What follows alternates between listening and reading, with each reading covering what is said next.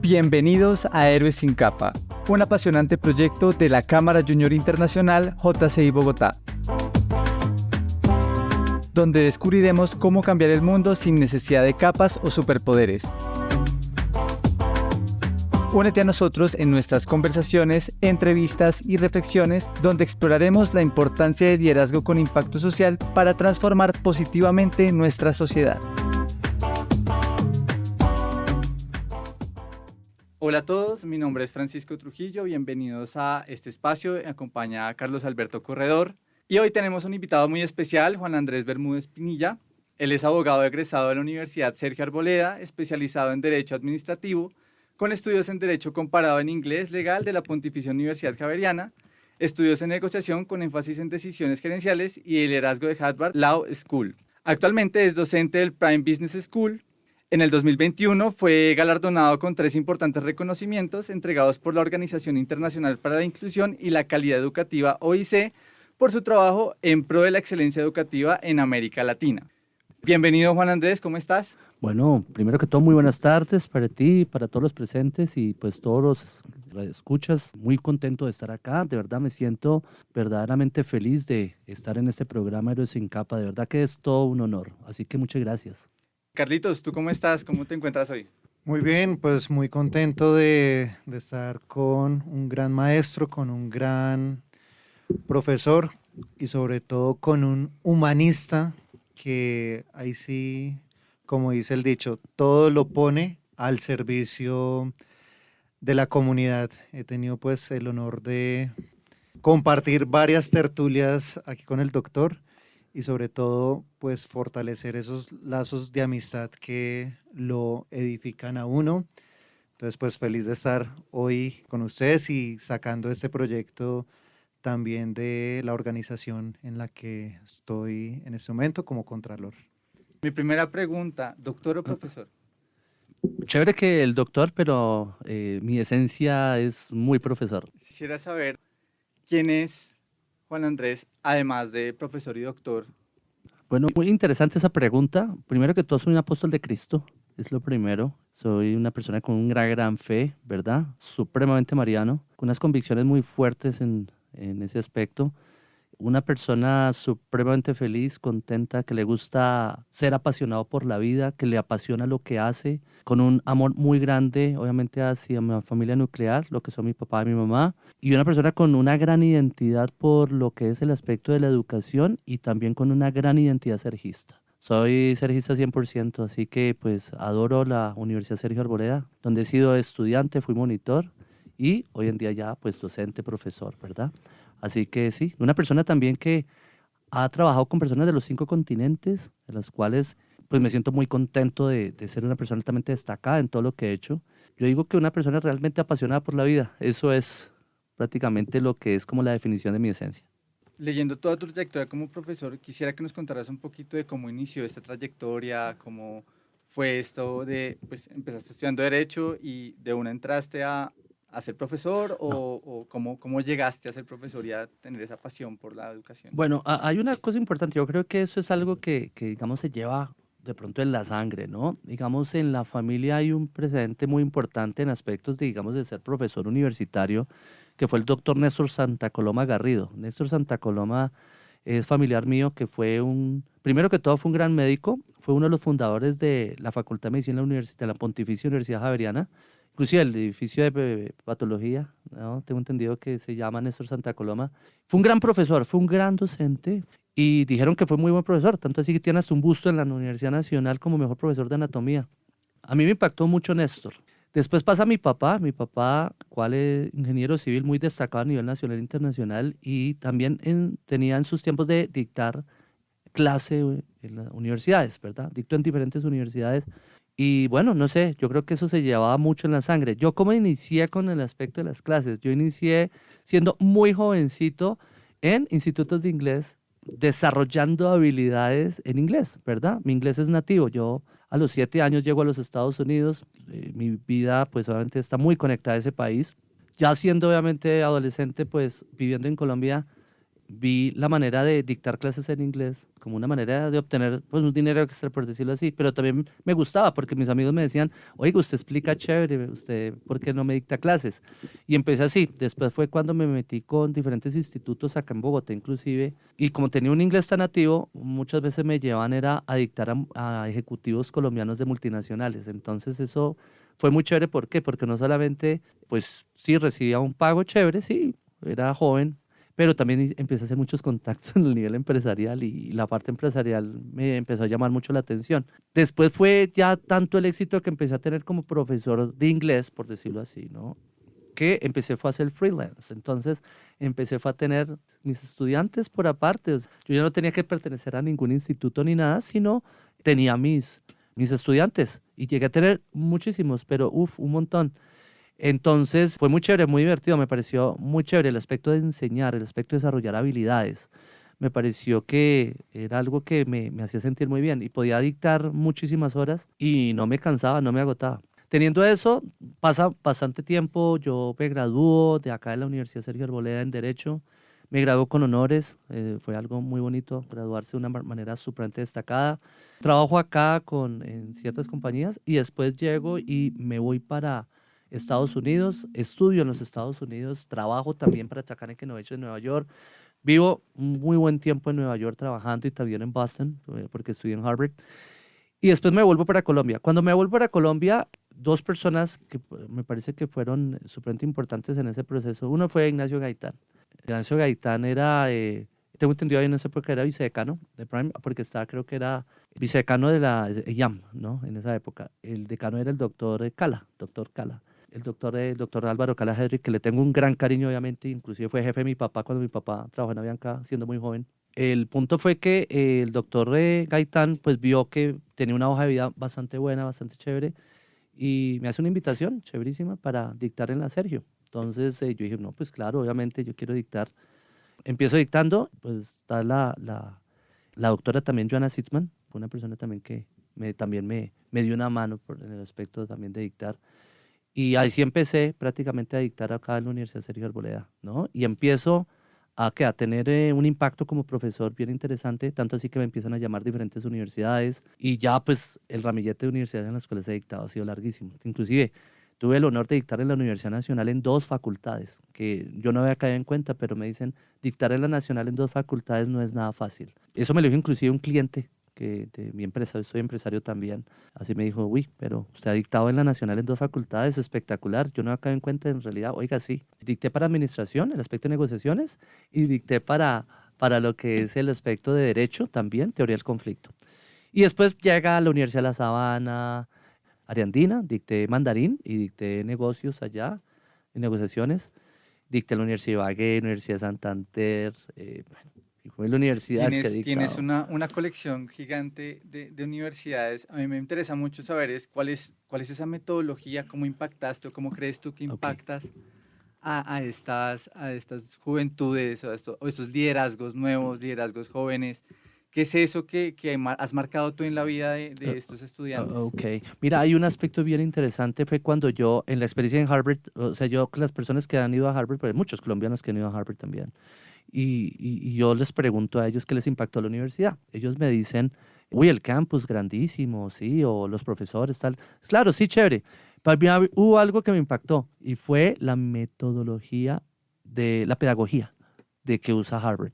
Yo me acuerdo que mi primer profesor en Harvard fue el profesor Robert Borden. Robert Borden, me acuerdo que me pareció una clase fantástica y yo me le acerco al profesor Borden y le digo, Mr. Borden, thank you very much. It was a very nice class. Y me dice, oh, Juan, thank you very much. It was the Harvard Rule, me dice. Y yo, ¿qué es eso? Bueno, no entendí ni papá qué es Harvard Rule. O sea, yo le entendí que había hecho Harvard Rule, pero no había entendido qué era. Yo no tenía, o sea, tiempo para preguntarle, o sea, otra vez al profesor Borden, tenía que irme para otra clase. Entonces, llego después a otra clase y le digo al profesor, wow, muy buena clase. Y me dice, muchas gracias, es la Harvard Rule. Y yo, ¿qué es eso? Hasta que un profesor, que es más que un profesor, inclusive fue un amigo, que es Michael Weller. Michael Weller es un gran negociador a nivel internacional. Es un maestro de maestros, casi un maestro Yoda, por decirlo. y Michael Wheeler la fuimos mucho porque yo soy muy dinámico. Yo siempre soy con mucha energía y Michael Wheeler también. Y Michael Wheeler, nos llamamos mucho la atención. Me pareció un profesor excelente, pero él me dijo, usted me recuerda mucho a mi juventud, me dijo. Yo le dije, ¿por qué? Dijo, porque tienes la misma energía que yo tenía. Pregunta por mí quién fui yo en Harvard, me decía. Y yo pregunté por Michael Wheeler, me decía, wow, Michael Wheeler era un hombre que estaba en todo. No dormía nunca, o sea, a toda hora estaba haciendo algo. Michael Wheeler un día llegó y me dice, le digo que muy buena la clase, me dijo, it was a Harvard rule, me dice yo, ¿qué es eso? Me dijo, es el método pedagógico de Harvard. Y yo digo, wow, yo quedé impresionado. Yo dije, ¿en serio? ¿Tiene el método pedagógico propio? Me dijo, sí. Me dijo, ¿quieres saber cómo funciona? Y yo, obviamente. Así que me dijo, venga, ¿por qué no almorzamos? O sea, ahí me dio mareo cuando me dijo eso él. Almorzar con Michael Wheeler es como si una persona aficionada al fútbol le dijera, bueno, Cristiano Ronaldo, Messi o Falcao te dicen, venga y almorzamos y le enseño cómo patear un tiro libre, no sé. Este señor me enseñó, inclusive todavía tengo el papelito, con una sencillez impresionante cómo ahora funcionaba el método pedagógico de Harvard.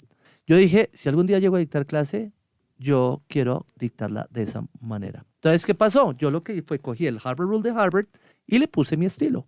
Le puse un estilo propio. Ese método de pedagógico ha sido muy exitoso, ¿verdad? Y ha gustado muchísimo, no solamente, digamos, en universidades a nivel nacional, sino de manera internacional. Tanto así que para acceder al ser el nominado entre los mejores profesores de América Latina por la OIC, fue ganándome un concurso de métodos pedagógicos.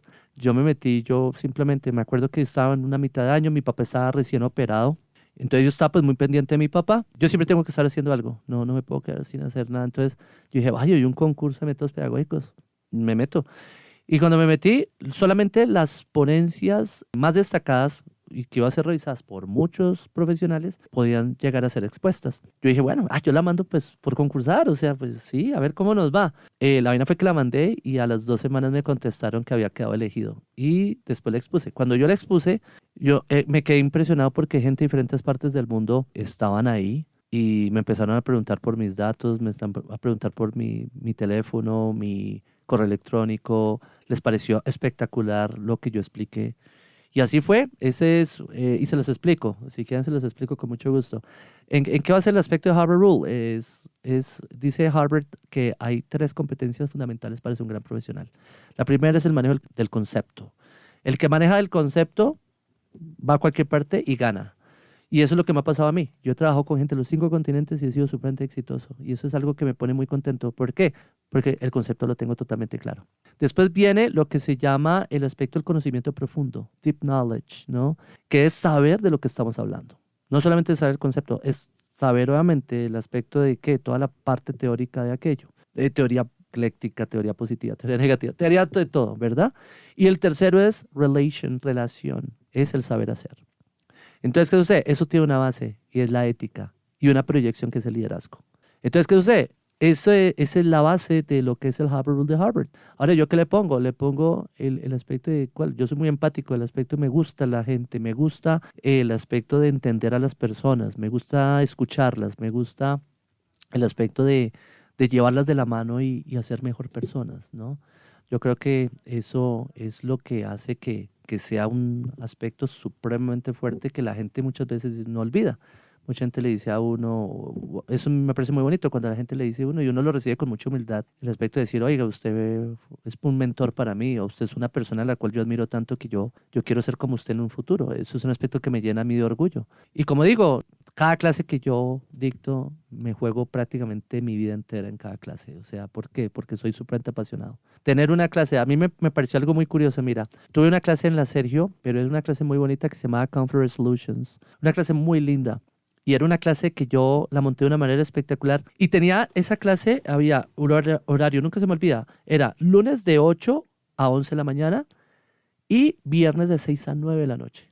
Es increíble que mira que los muchachos de los lunes de 8 a 11 me decían, uy, profe, qué manera tan chévere de empezar la semana, qué clase tan chévere. Y los muchachos de 6 a 9, que puede ser un horario de decir, uy, no, pues ese horario, ¿quién mete clase? Los muchachos iban a su clase y participaban y todo. Decían, qué rica manera de terminar la semana. Entonces, ¿era por qué? Porque en una clase me decían, sus clases no solamente son desarrollando las habilidades o viendo los contenidos. Es una clase en la cual a uno lo empodera. El aspecto de que tenía una proyección de liderazgo, Entonces, eso yo creo que hace que las clases sean de un impacto grandísimo. Yo veo un aspecto importante, la actitud del profesor es importante. Cuando tú amas lo que haces, obviamente eso se nota realmente. No es dictar la clase por simplemente un cheque, sino verdaderamente porque quieres ser un ente transformador de la sociedad. Me parece algo muy curioso, inclusive estaba dictando una clase de posgrados y la clase iba de 4 a 8, era un masterclass de negociación. Y me pareció impresionante que las personas estaban tan encantadas que se cumplió las 8 y la gente estaba encantada y la gente, no, que sigamos. Y nos dio casi las 9 de la noche y la gente estaba feliz. Yo dije, wow, pues yo estaba contento. Y los estudiantes me dijeron algo que nos encantó su forma de dictar la clase, nos encantó el contenido de la clase, pero algo que nos encantó, su actitud.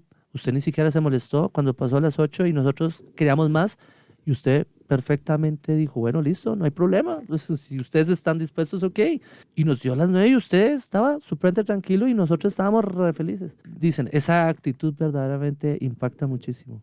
Yo digo que eso es cuando amas lo que haces verdaderamente. Profe, Ajá. ¿tiene historias de algún estudiante o varios estudiantes que de pronto después de haber visto clase con usted hace mucho tiempo o hace poco relativamente, de pronto tengan un emprendimiento o hayan tenido una historia de vida que de pronto usted haya impactado y que haya influenciado un gran cambio en ellos y de pronto unos nuevos liderazgos a partir de, digamos, de su influencia? Wow, sí, mira, he tenido estudiantes bien interesantes, ¿no? Pero ejemplo, digamos, acá en la Sergio, Melina Ramírez fue estudiante mía, ¿no? Y me encanta, digamos, Melina, bueno, ha triunfado mucho en los medios, ¿no? Pues fue reina también y todo, y ha sido una persona exitosa. Recuerdo mucho a Melina Ramírez, muy consagrada, muy pilosa en sus estudios, ¿no?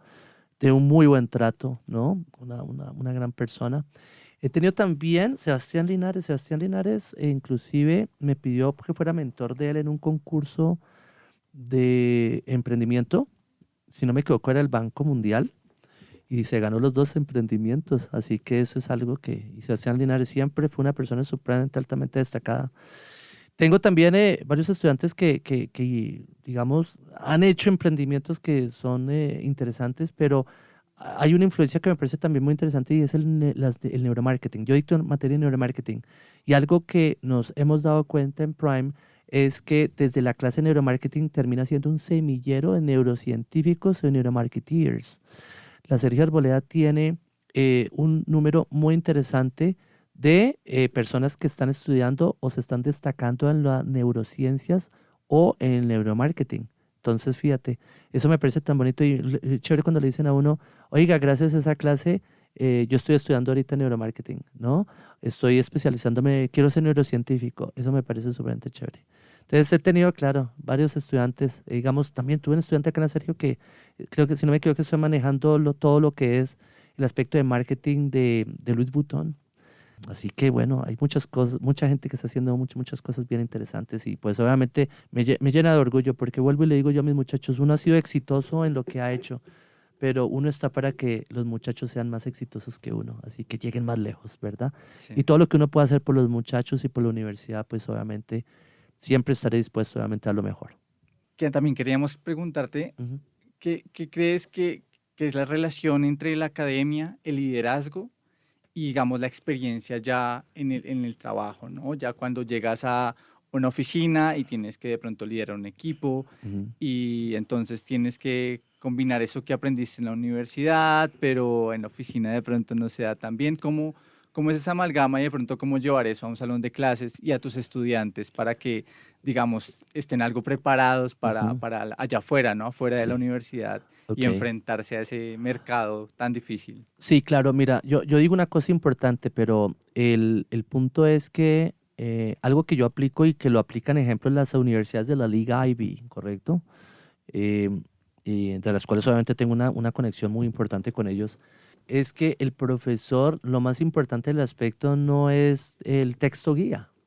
El texto guía no es fundamental y estoy totalmente de acuerdo con ello. Lo más importante es la experticia del docente. Quiere decir que uno de docente, y es algo que me parece fundamental, uno debe tener una gran experticia sectorial. ¿Por qué? Porque si vas a enseñar un libro, pues eso no tiene gracia, pero el aspecto que me parece más importante es la experticia que tú tienes sectorial. y eso lo traes a los muchachos. Ejemplo, digamos, yo en mis clases, ¿qué hago? Es muy Liga IB, o sea, las clases son muy Liga IB, muy Harvard, por decirlo así, ¿verdad? Que fue una escuela para mí. El aspecto es traer siempre a colación las experiencias de uno. ¿Por qué? Porque, digamos, muchas veces yo les digo a los muchachos, les digo, mire, vamos a hacer este workshop y el workshop trata sobre esto. Y los muchachos, ellos son muy chéveres y dicen, uy, profe, ese caso está durísimo, complicado. Yo le dije, y fue un caso que me pasó a mí. Entonces, ¿qué sucede? Ese caso que tuvo, ese caso no es de un libro, no es XY, no, fue un caso que le pasó a Juan Andrés Bermúdez en el sector real, ¿sí? Y eso tiene cicatrices, tiene esfuerzo, tiene angustias, tiene de todo. Y le digo a los muchachos, bueno, ¿ustedes cómo lo solucionarían? Y es chévere cuando los muchachos dicen, uy, profe. Y cuando yo voy a darle la respuesta, los escucho primero a todos, digamos, bueno, ¿ustedes cómo lo ven? ¿Ustedes qué harían? ¿Ustedes qué hicieron? Ok.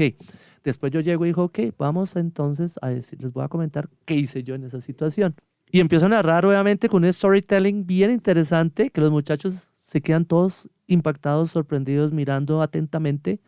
Y es chévere cuando damos después lo que se llama recibo pedagógico. Recibo pedagógico es qué te quedó de esta clase para la vida. Esa es una parte de la clase que me encanta. Y cada vez que van pasando más las clases, es mucho más nutrido. Y ve cómo los muchachos desarrollan esos recibos pedagógicos de una manera impactante.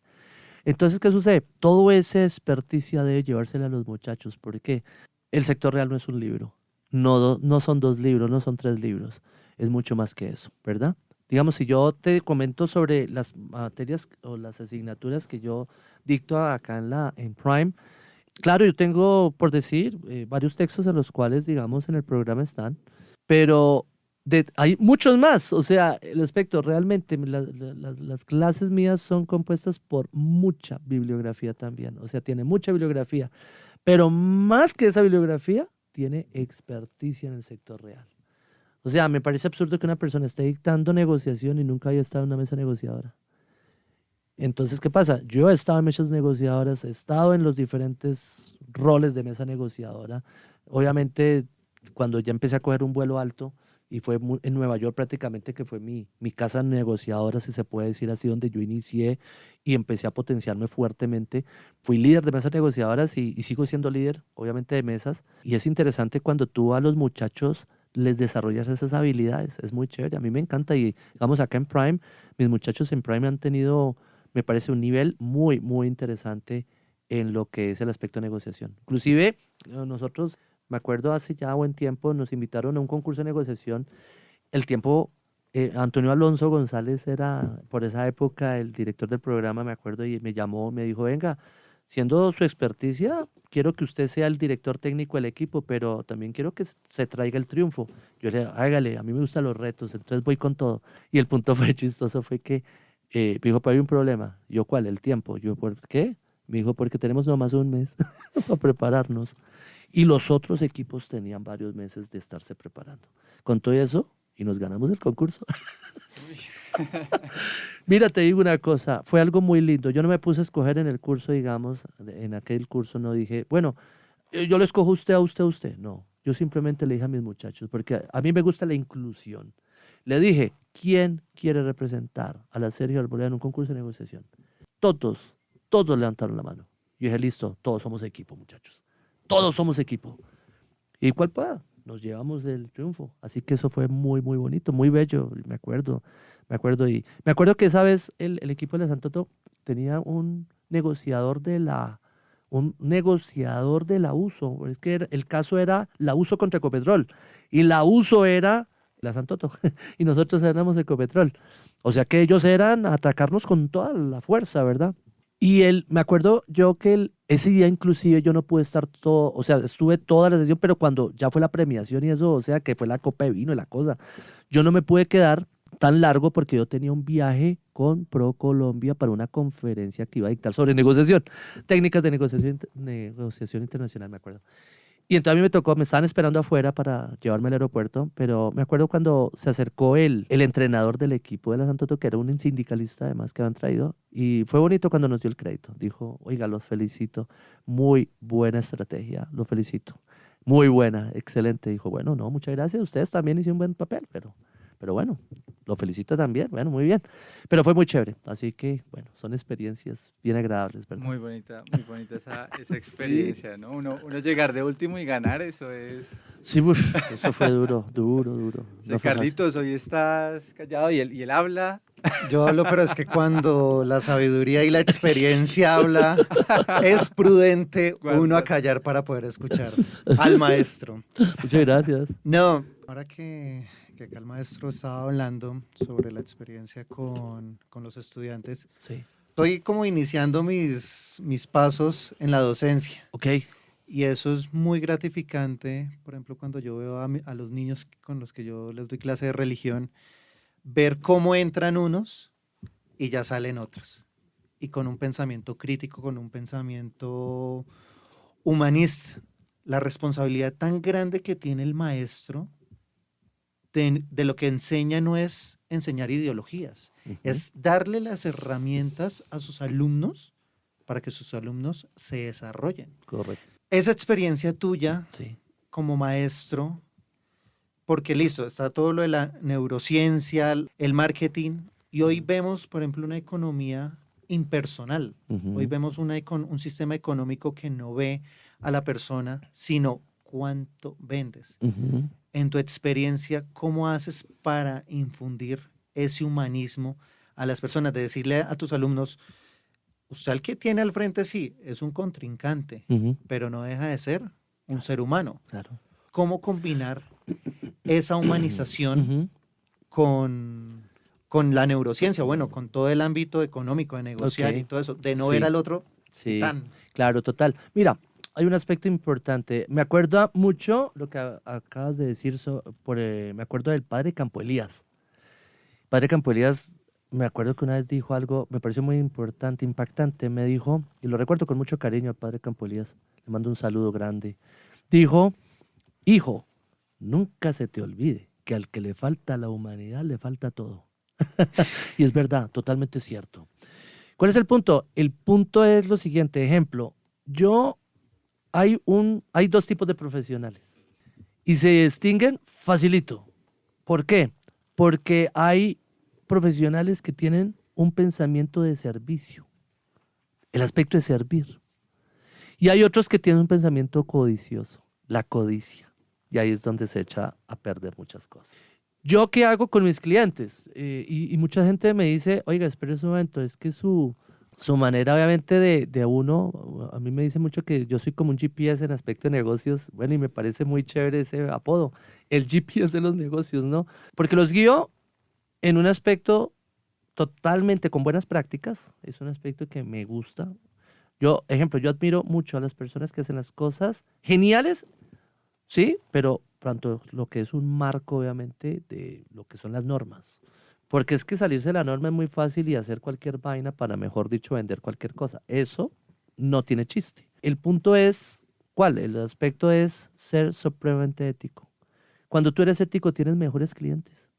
Cuando tú eres ético, puedes salir a comerte tu heladito al centro comercial de tu preferencia y no tienes que esconderte de nadie. Eso es impactante. ¿Por qué? Porque tienes esa proyección de servicio. Y cuando haces, entonces yo creo en el aspecto de hacer un buen servicio que dé bastante o muy buen dinero. Y la gente empieza a cambiar muchísimo. El codicioso no, el codicioso piensa en qué, en simplemente es decir, lo importante es la plata y punto, hermano. Y si tengo que darte en la cabeza, I'm so sorry, pero te doy en la cabeza y me cojo el billete. ¿Y después qué? ¿Qué pasó?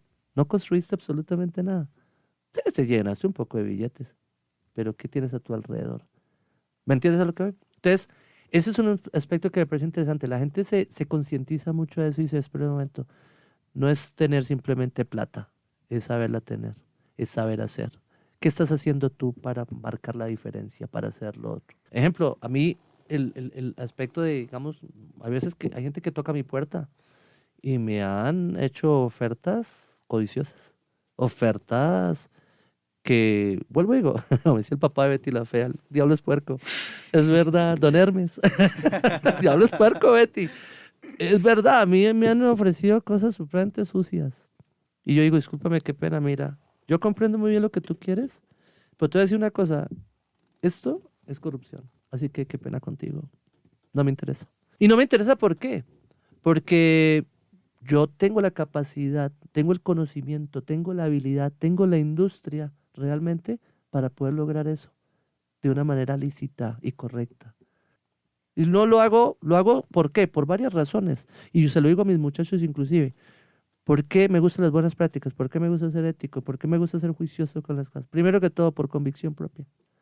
Por convicción propia. Segundo, por mis ancestros. Mis abuelos, mis bisabuelos fueron grandes industriales en este país, inclusive a nivel internacional. Fuad Cajale fue un gran empresario que llegó a Colombia y tuvo un grupo empresarial grandísimo. Acá en Colombia se llamó Rumier Hermanos, que inclusive nació en 1904 en Nueva York, que se llamó Rumier Brothers of New York. Fue un hombre con una visión impresionante. Mi papá, mi mamá, han sido, porque gracias a Dios viven todavía, han sido personas muy destacadas en su profesión. Mi papá como un ingeniero civil impresionantemente destacado a nivel internacional. Mi mamá también en su profesión también muy destacada, tanto en Estados Unidos como en Colombia. ¿Y cuál es el punto? El aspecto es que ellos siempre fueron correctos y yo no les puedo fallar. ¿Y lo otro qué son? Mi institución, mi universidad, la Sergio, a mí me enseñó aquí a ser una persona totalmente recta. Tuve grandes maestros en la universidad, ¿no? Que los recuerdo con mucho cariño, ¿verdad? Y lo otro es ¿cuál? Mis muchachos, mis estudiantes. A mis estudiantes yo siempre les doy el mensaje de las buenas prácticas, de no tener ese pensamiento codicioso, de hacer lo correcto, de tomar las mejores decisiones que son las que proyectan las más y mejores consecuencias positivas de acuerdo al contexto. ¿Sí? El aspecto de poder mirar a la gente a los ojos. A mí me encanta mirar a los ojos a la gente. ¿Por qué?